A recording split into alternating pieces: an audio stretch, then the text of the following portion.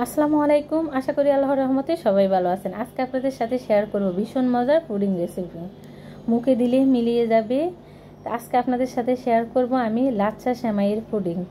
দেখেন আমার এই পুডিংটা দেখতে বোঝা যাচ্ছে দুই লেয়ারের পুডিং। তো ভিডিওটি না টেনে পুরোটা দেখার অনুরোধ রইল। আপনারাও এই পদ্ধতিতে একবার বাসায় পুডিং বানিয়ে খাবেন। এখানে আমি যে বাটিতে পুডিং তৈরি করব ওই বাটিটা নিয়ে নিয়েছি। এটা আমার ছেলের স্কুলের টিফিন বক্স। তো এই বক্সের মধ্যে সব কিছু তৈরি করা যায়। আমি 2 টেবিল চামচ চিনি নিয়েছি। আমি সরাসরি এই বক্সটার মধ্যে ক্যারামেল তৈরি করে নিব। আমি চুলা অন করে দিয়েছি। তো এই বক্সটার মধ্যে খুব সুন্দরভাবে ক্যারামেল তৈরি করা হয়ে যায়। আমার ক্যারামেল তৈরি করা হওয়ার পরে দেখবেন আপনারা পুড়ে যায় না। তো চুলা আমরা লো হিটে রেখেছি। আর আপনারা যদি বক্সের মধ্যে ক্যারামেল তৈরি করতে না চান, আপনারা অন্য একটা পাতিলের মধ্যে ক্যারামেল তৈরি করে তারপরে বক্সের মধ্যে ঢেলে নিতে পারেন। তো চিনিগুলো গলা শুরু হয়েছে, দেখেন খুব সুন্দরভাবে ক্যারামেল হয়ে গেছে। এখন আমি চুলা বন্ধ করে দিব। আর কালার করব না, আর কালার করলে তিতা লাগবে। তা আমি চুলা বন্ধ করে বাটিটা এক পাশে রেখে দিব। চারপাশে ক্যারামেলগুলো আমি গুঁড়িয়ে নিয়েছি।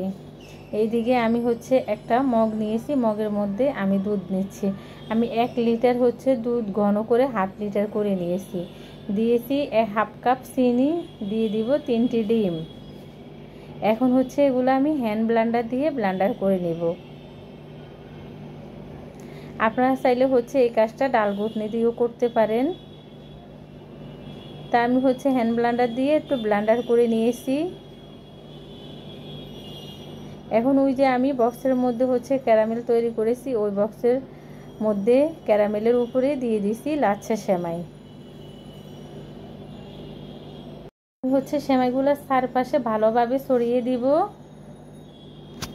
আর এই সেমাইগুলো আমি ভাজিও নাই, চিনিও মিশিয়ে নাই, সরাসরি প্যাকেটের থেকে বের করে দিয়ে দিয়েছি বক্সের মধ্যে। আর আমি ওই যে ডিম দুধের যে মিশ্রণ তৈরি করেছি, ওই দুধের মিশ্রণ আমি বক্সের মধ্যে ঢেলে দিয়েছি। যখন আমরা দুধ দিব তখন সেমাইগুলো উপরে উঠে আসবে।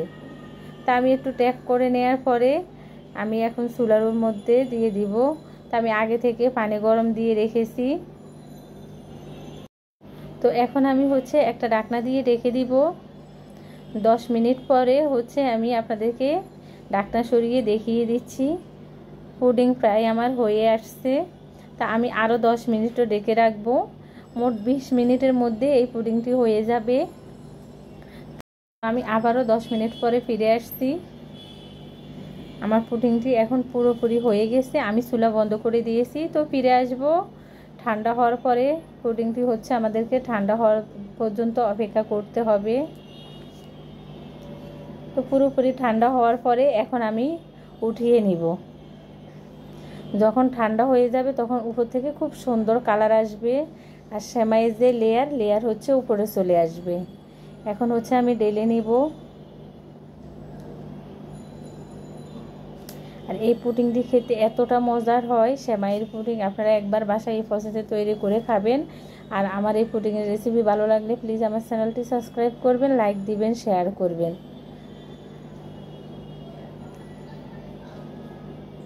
দেখেন কতটা সুন্দর হয়েছে, এতটা সফট হয় যে ভেঙে যাচ্ছে। তো সবাই ভালো থাকবেন। আল্লাহ হাফেজ।